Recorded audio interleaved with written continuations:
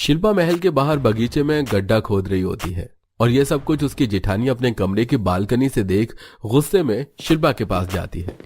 ये क्या हालत बना रखी है तुमने, और महल के बाहर गंदगी कूड़ा कबाड़ा करना जरूरी है क्या?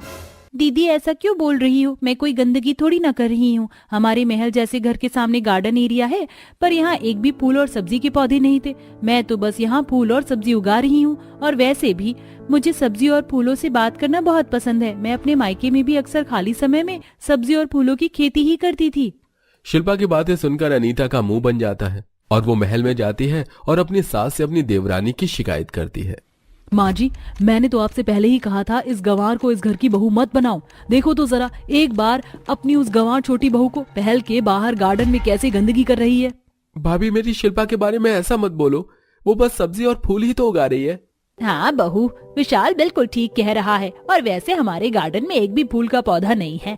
अगर बहू 2-4 फूल और सब्जी उगा भी लेगी तो क्या ही फर्क पड़ता है। इनसे तो कुछ कहना ही बेकार है। पता नहीं उस गंवार ने कौन सा जादू कर रखा है इनके ऊपर। अपनी सास और देवर की बातें सुनकर एक बार फिर अनीता का मुंह बन जाता है।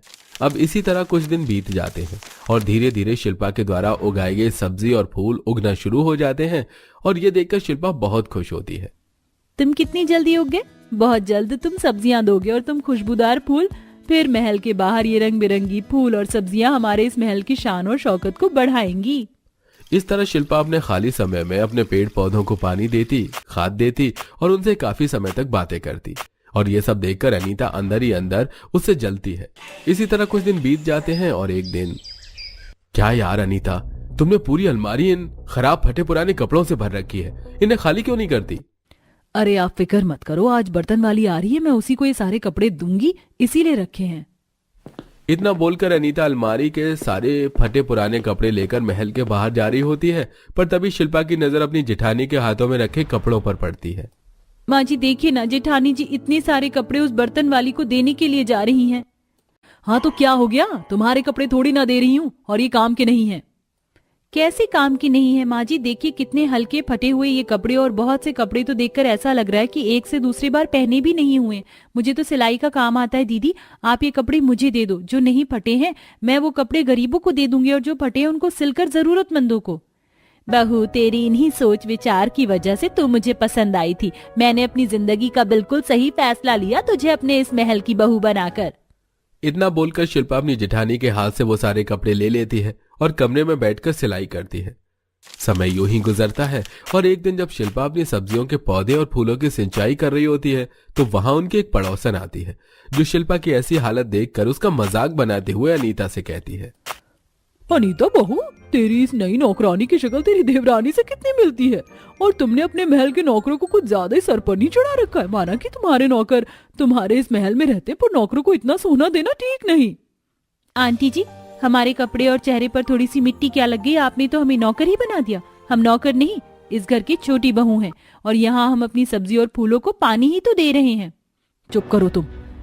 आंटी को गलतफहमी हुई, इसलिए उन्होंने तुम्हें सिर्फ नौकरानी कहा, वरना जिस तरह से तुम अपने पेड़ पौधों से बातें करती हो ना, कोई तुम्हें देखकर पागल कह देगा।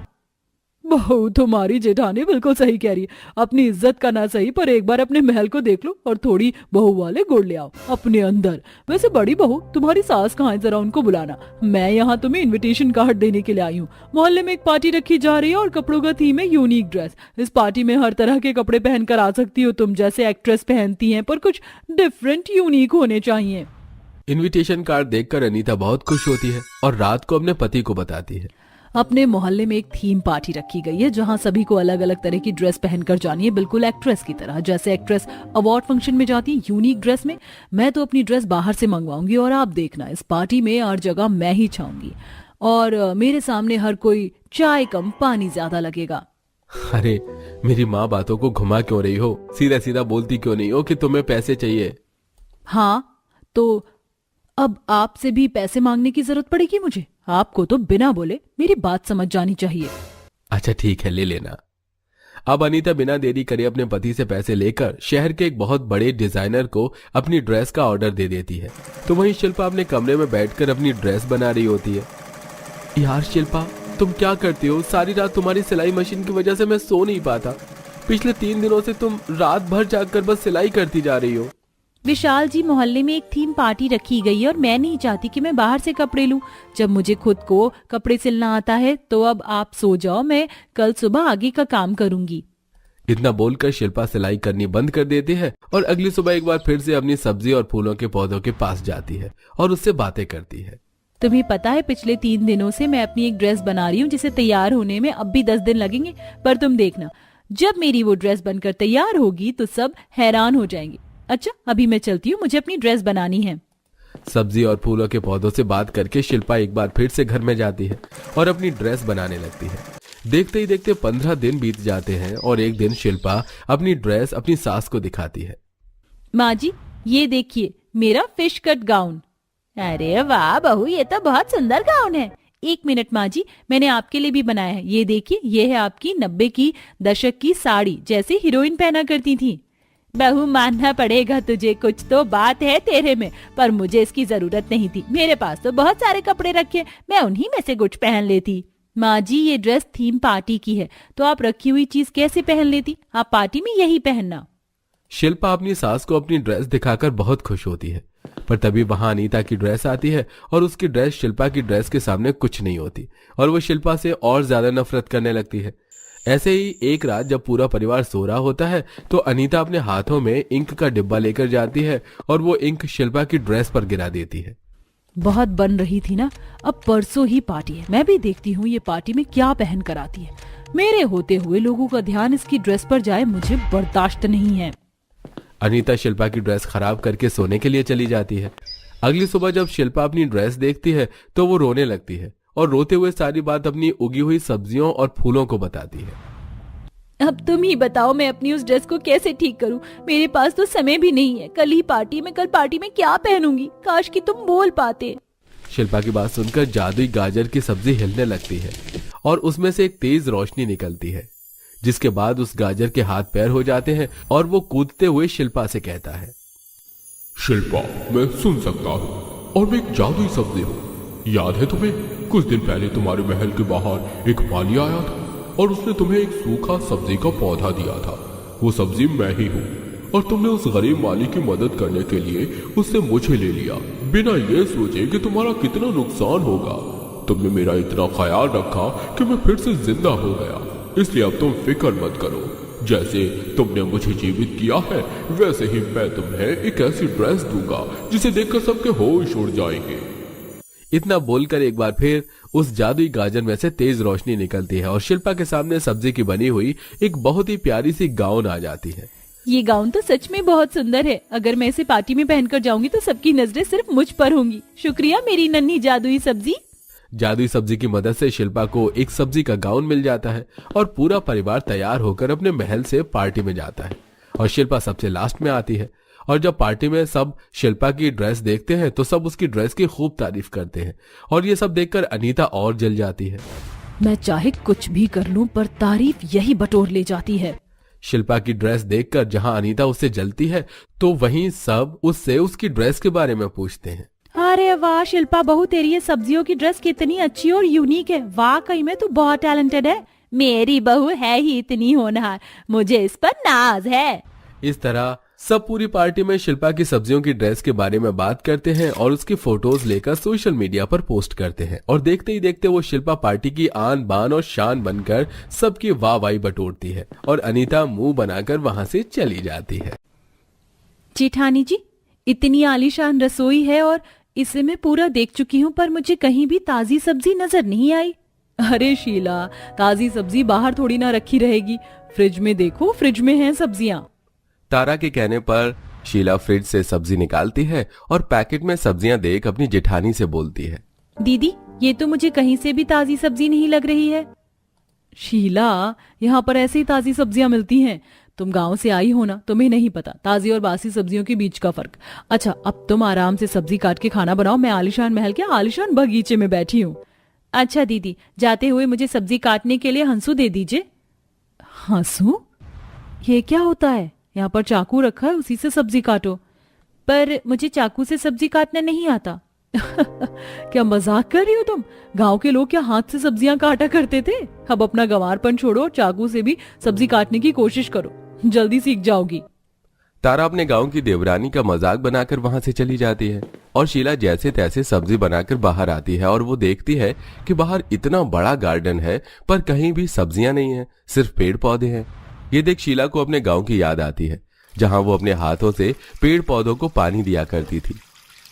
इतना बड़ा ससुराल, महलों जैसा घर, घर के बाहर गार्डन, गाड़ियां और रोड ही है, पर किसी ने भी अपने गार्डन एरिया में या छत पर ना तो एक फूल लगा रखे और ना ही सब्जियों के पौधे।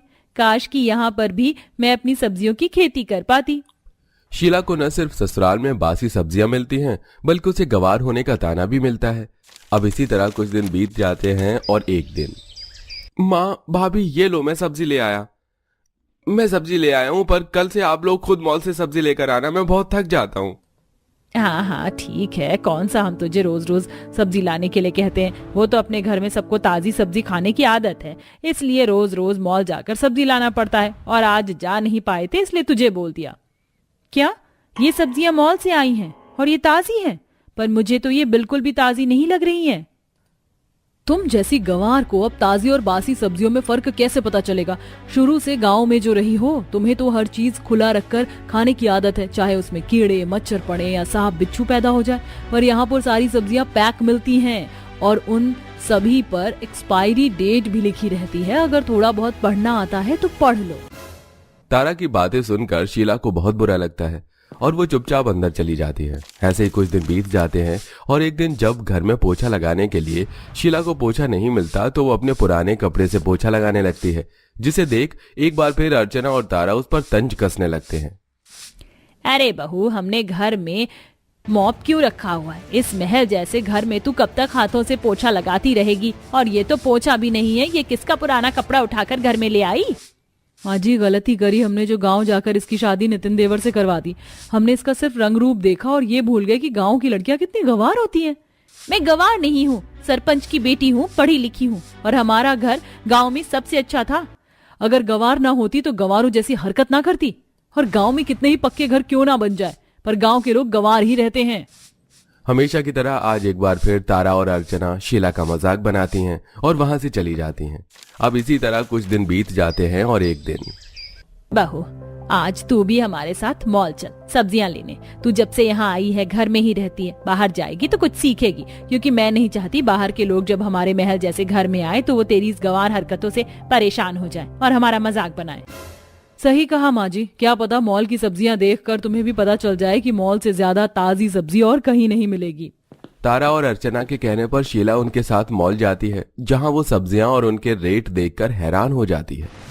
टमाटर 150 रुपए किलो और आलू 100 रुपए किलो, इतनी महंगी सब्जियां। और ये गोभी जो हमारे गाँव में कोई पूछता भी नहीं है, ये 80 रुपए किलो। देख रही हो हमारे घर में कितनी महंगी सब्जियां आती है, जिससे तुम बासी बोलती हो और जिसका तुम्हें स्वाद भी पसंद नहीं आता। अब पता चला हमारे घर में ताजी सब्जियां आती है ना कि बासी। नहीं दीदी, मैं अभी भी यही कहूंगी, ये सब्जियां ताजी नहीं हैं। और इतनी महंगी सब्जी हम क्यों ले रहे हैं जब हम खुद अपने घर में थोड़ी बहुत सब्जी उगा सकते हैं। बहू अब मॉल में खड़ी होकर गंवारों वाली बातें मत कर, चुपचाप से सब्जी लेनी है ले लो और घर चल, मुझे तेरी वजह से इंसल्ट नहीं होना। शीला अर्चना और तारा के कहने पर वो कुछ सब्जी ले लेती है और घर आते हुए रास्ते में उसकी नजर रोड पर बिक रहे पेड़ पौधे पर होती है। घर आने के बाद जब वो अपना गार्डन एरिया देखती है तो शीला को अपने मायके की याद आ जाती है, जहां वो अपने हाथों से अपने पेड़ पौधों को पानी पिलाया करती थी और खाद दिया करती थी। कितने फ्रेश गाजर हैं मेरे खेत में, आज रात को मैं इन्हीं गाजर को तोड़कर गाजर का हलवा बनाऊंगी। अरे बेटा, तुझे फूल और सब्जियों से कितना प्यार है। तू तो अपना पूरा समय बस यहीं बिताती है। कुछ दिनों बाद तू शादी करके शहर चली जाएगी, पता नहीं तू वहां कैसे अपने पेड़ पौधों को उगाएगी। माँ सही कहती थी, महलों के घर में सुख सुविधा है पर खुशी नहीं। पर मैं अपनी खुशी खुद ढूंढूंगी। मैं अपने इस छोटे से गार्डन में ही कुछ सब्जियां और फूल उगाऊंगी और उनका खुद ख्याल रखूंगी। अब शीला को फर्क नहीं पड़ता लोग उसे क्या बोल रहे हैं, और वो उसी वक्त मार्केट से सब्जी के कुछ पौधे और बीज ले आती है और अपने गार्डन में बैठकर खुद गड्ढा खोद कर उन पौधों को लगाती है, जिसे देख तारा उसका मजाक बनाने लगती है। शीला, तुम्हें शोभा नहीं देता कि तुम अपने महल जैसे घर के बाहर इस आलीशान गार्डन में इस तरह माली वाला काम करो। अरे क्या जरूरत है तुम्हें मिट्टी में बैठकर सब्जी के ये बीज और पेड़ पौधे लगाने की। जेठानी जी, अब आप मुझे गंवार बोलो या महारानी, मैंने तो सोच लिया है कि मैं खुद सब्जी और फूल लगाऊंगी और देखना ताजी सब्जी और बासी सब्जी में क्या फर्क होता है। इसका फर्क भी मैं आपको बताऊंगी। मुझे और माँ जी को लगा था कि हम तुम्हें बाहर ले जाएंगे तो शायद तुम अपनी गंवारपंती छोड़ दोगी, पर तुम नहीं सुधरने वाली। तारा को शीला की हरकतों पर बहुत गुस्सा आता है और वो मुंह बनाकर आलीशान महल में चली जाती है। अब इसी तरह कुछ दिन बीत जाते हैं और हर रोज शीला इसी तरह बाहर जाकर अपनी सब्जियों के पेड़ में और फूलों में पानी, केमिकल और खाद डालती है। तुम सब कितनी तेजी से बढ़ रहे हो, तुम्हारे ऊपर फूल आ गए हैं, कुछ दिनों बाद तुम सब्जियां भी दोगे और तब मैं इन सबको अपने हाथों से सब्जी बनाकर खिलाऊंगी और बताऊंगी कि ताजा सब्जी पेड़ से तोड़ी हुई सब्जियां होती हैं, ना कि मॉल की नकली सब्जियां जिसमें एक्सपायरी डेट डली होती है। अब समय यूं ही गुजरता है और इसी तरह हर समय शीला अपने पेड़ पौधों पर ध्यान देती है। देखते ही देखते उनमें अच्छे फल आने लगते हैं और ऐसे ही एक दिन शीला की पड़ोसन आती है और वो शीला को पेड़ पौधों को पानी देते देख उस पर हंसने लगती है और अर्चना तारा से कहती है, अरे अर्चना, मुझे नहीं पता था कि तुम लोग महलों में रहकर इतने कंगले हो कि मॉल से सब्जी भी नहीं ला सकते, तो इसलिए तुम गांव से अपनी गंवार बहू ले आए ताकि वो घर के बाहर सब्जी की खेती कर सके। करवा ली हमारी बेइज्जती, मिल गया तुझे सुकून। अरे बहन, क्या बताऊं मैं तुम्हें, महलों में रहने के बाद भी मेरी बहू को गांव की गंवार बहू बनकर ही रहना पसंद है। इसे हमने कितनी बार मना किया है पर ये किसी की सुनती ही कहाँ है। शीला, अब तो गंवारपंती करनी छोड़ दो। तुम महलों में रहती हो, देखो अब लोगों को भी यही लगने लगा है कि हम बस पैसे बचाना जानते हैं। अरे अब तुम शहर में रहती हो और एक बात गांठ बांध लो, इंसान जितना खर्च करता है उतना ही कमाता है। दीदी, अब मैं क्या ही बोलूं, अगर आप लोगों को ये लगता है कि अगर मैं सब्जियों की खेती कर रही हूँ, घर में पेड़ पौधे उगा रही हूँ तो मैं गंवार हूँ, तो ठीक है, मैं गंवार हूँ। और अर्चना बहन, इसीलिए कहते हैं शहर वालों को गांव की बहू नहीं लेकर आनी चाहिए। महलों में रहकर तुम्हारी इज्जत उछाल रही है तुम्हारी बहू। अर्चना को पड़ोसन न सिर्फ शीला का मजाक बनाती है बल्कि अर्चना का भी मजाक बनाती है। अब इसी तरह कुछ दिन बीत जाते हैं और बहुत जल्द शीला की मेहनत रंग ले आती है और उस दिन शीला अपनी ताजी ताजी सब्जियां तोड़कर खाना बनाती है और थोड़ा सा ताजा सब्जियों का खाना अपनी उसी पड़ोसन के घर देकर आती है।